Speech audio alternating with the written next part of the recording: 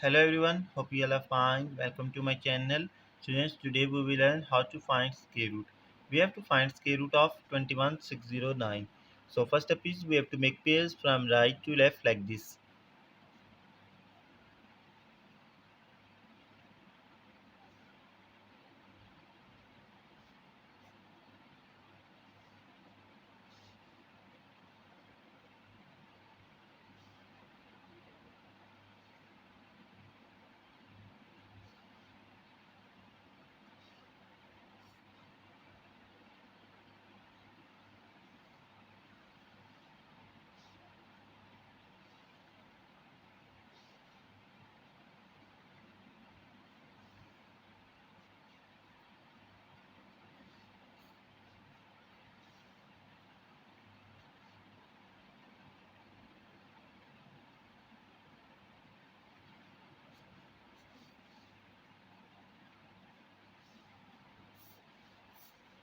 Hope you like this video. If really did, please like, share and subscribe to my YouTube channel.